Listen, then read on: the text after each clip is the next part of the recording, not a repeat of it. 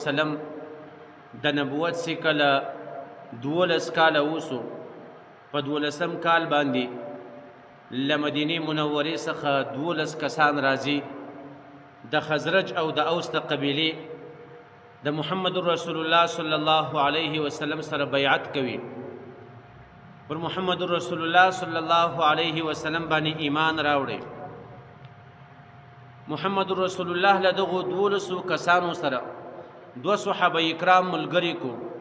یو عبد الله ابن مکتوم او دویم مصعب بن عمیر رضی الله عنه دا د دې د پاره ور سره ملګری سو چې الته په مدینه منوره کې ودی تل منځونه ور کوي مصعب د دې ایمان امام او ونورو د مدینه کسانو ته د ایمان دعوت ور کوي نو عبد الله ابن مکتوم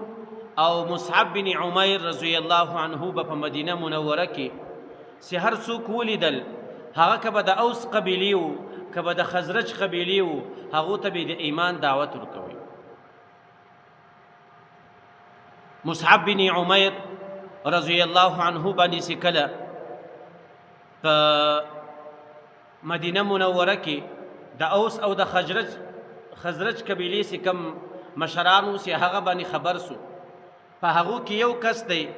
د اسید بن حزیر په نامه باندې هغه خپل تور راواخیستله له مدینه منورې څخه له خپل کور څخه را روان سو مصعب بن عمیر رضی الله عنه ته چې کله ورته راورسېدی مصعب ته وایي دا د کومې خبرې شروع کړې دي تا نن د کوم دین دعوت شروع کړی ده دا زموږ کوچنیان را خرابوي دا زموږ ځوانان را خرابوي دا زموږ زنان را خرابوي له هغه دین څخه کم دین چې زموږ پلار او نیکه غوره کړی دی له هغه دین څخه یې اړی تا کم دعوت شروع کړی دی توره یې په لاس کې ده د مصعب بن عمیر و قتل ته را روان دی مصعب بن عمیر خو محمد رسول الله د جنگ دپاره نه بلکې د دعوت دپاره را لیږلی و مصعب بن عمیر ورته وایي چې ته کښېنه یې وارې زما خبره واوره که دې چیرې زما خبره خوښه سوه خو صحیح ده که دې نه سوه خوښه بیا چې تا څه کول هغه وکړه اول وارې فیصله مه کوه د قتل نو چې کله اسید بن حزیر رضی الله عنه د مصعب بن عمیر دعوت واورېدی هغه ته د اسلام دعوت ورکو اول وارې د اسلام ښه صفات ورته بیان کو چې په اسلام کې دا ګټه وه په اسلام کې دا ګټه وه تر اسلام راوړلو مخکې په جاهلیت کې دا تاوانونه او تر هغه وروسته یې د قرآن کریم تلاوت ورته وکړو الله تعالی د اسید بن حزیر رضی الله عنه د ایمان فیصله کړې ده د ده په زړه باندې رحمت او شفقت رالی چې کله یې قرآن واورېدی دستي و مصعب ته وایي چې دغه دین ته د داخلېدو طریقه چې شته مصعب بن عمیر رضی الله عنه ورته فرمایي چې تر ټولو مخکې ولاړ سه بدن صفا که غسل وکه صفا جامې واغونده او راسه په دې وخت کې اسید بن حزیر رضی الله عنه ولاړی غسل یې وکړو صفا کپړې یې واغوستې چې کله رالی مصعب بن عمیر رضی الله عنه کلمه د شهادت وروښوئ بیا د دې دین مطلب وروښوئ د دین مطلب دا دی چې ته به الله تعالی په وحدانیت بنې او محمد رسول الله به په رسالت منې په دې دین کې به د پلار حق ځان ته وي د مور حق به ځان ته وي د ورور حق به ځان ته وي د خور حق به ځان ته وي د همسایه حق به ځان ته وي دا داسې دین نه دی چې د هر چا زور و هغه سړی په مخه باندې دی لکه څنګه چې په جاهلیت کې کېدل مصعب بن اسید بن حزیر رضی الله عنه ورته فرمایي چې زه به ولاړ سم په موږ کې یو کس دی زه به هغه سړی راوغواړم که چیرې هغه سړی ایمان راوړی بیا به پر تا باندې ټوله قبیله ایمان راوړي نو اسید د مصعب له مجلس څخه ولاړیږي ولاړی چې کله و خپل ځای ته ورسېدی اول وار یې د قبیلې مشر ولیدی هغه مشر څوک دی هغه سعد په نامه باندې دی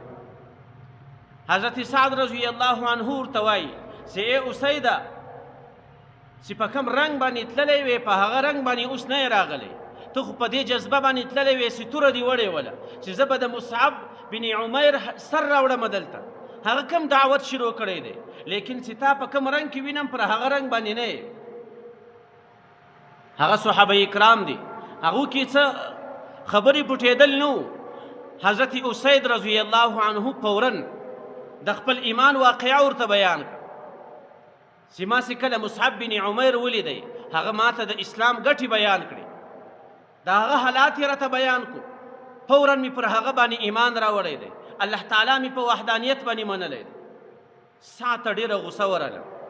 سعد بن معاذ له مجلس څخه راولاړېږي توره را اخلي په دې وخت کې له مصعب بن عمیر چې مدینې منورې ته کوم چا راوستی دی اول وارې و هغه ته ودرېدی هغه اسعد بن زرار په نامه باندې دی اسعد بن زرار ته وایي ته خو زما ډېر شناخته یې زموږ په قریبانو کې کاش کې که ته زموږ په قریبانو کې نه وای اول وارې به مې ستا سر در قتل کړی و تا ولې مصعب بن عمیر مدینې منورې ته راوستی دی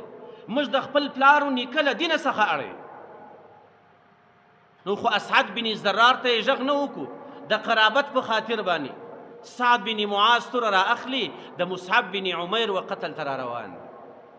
هغسې کله راورسېدی مصعب بن عمیر ته بیا په سختو الفاظو باندې غږېږي چې تا کوم دعوت شروع کړی دی زموږ ځوانان د پلارو د نیکه له دینه څخه اړی مصعب بن عمیر خو د دعوت دپاره راغلی دی په دعوت کې اول شرط دا دی چې انسان ته به غوسه نه ورځي په دعوت کې اول شرط دا دی چې جنګ منه کوي خبره به اورې د مقابل نه مصعب بن عمیر ورته وایي زما خبره واوره که دې چیرې خبره خوښه سوه خو صحیح ده که دې نه وه خوښه بیا چې ستا په زړه باندې څه دي هغه وکړه سعد بن معاذ دا خبره ورسره ومنه مصعب بن عمیر رضی الله عنه د اسلام ګټې ورته بیان کړي چې په اسلام کې دا ګټه ده دا ګټه ده دا ګټه ده لیکن تر دې مخکې د جاهلیت واقعې یې ورته بیان کړي چې په جاهلیت کې کم تاوانونه و هغه یې ورته بیان کړي الله تعالی د سعد بن معاذ د ایمان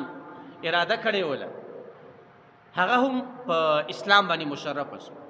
د اسلام طریقه راوښی مصعب بن عمیر ورته وایي ورڅه غسل وکړه بدن صفا کړه کپړې صفا کپړې واغونده راسه کلمه د توحید ووایه سعد بن معاذ هم دغه رقم ته وکړل ولاړی کپړې بدلې کړې غسل یې وکړو رالی کلمه د شهادت یې وویل سعد بن معاذ بیا د یو قبیلې مشر دی چې کله خپلې قبیلې ته رالی هغه قبیلې والا باندې پوسو چې ستا حالات بدل دي ته چې په کوم حال باندې پخوا وې په هغه حال باندې نه یې لیکن سعد بن معاذ ورته وایي چې ما تاسو مشر بولئ او که یا هغه ټول په یوه اواز ورته وایي او ته زموږ مشر یې ده د خپل ایمان واقعه ورته وکړه که چیرې زه ستاسو مشر یم او ما تاسو په مشرتوب باندې منئ ما پر یو چا باندې ایمان راوړی دی ما الله تعالی په وحدانیت باندې منلی دی محمد رسول الله مې په رسالت باندې منلی دی په دې وخت کې محمد رسول الله و مدینې منورې ته نه دی تللی دا د نبوت 12 کال دی یو کال بعد به محمد رسول الله مدینې منورې ته راځي د هجرت واقعه به پر روانه جمعه کې انشاءالله کیږي نو دا د نبوت 12 کال دی د محمد رسول الله خبرې صحابه کرام په مدینه کې اوري پر هغه ځای باندې ایمان راوړي نو سعد بن معاذ کله وخپل قوم ته د ایمان خبره ښکاره کړه ټولو عبره وکړه چې موږ پر الله تعالی باندې ایمان راوړی دی په وحدانیت الله تعالی مې په وحدانیت باندې منلی دی محمد رسول الله مې په رسالت باندې منلی دی ګوره محمد رسول الله یې لیدلی نه دی صرف د خپل مشر له خولې څخه یې واورېده نو د ده په قبیله کې ټولو کسانو ایمان راوړی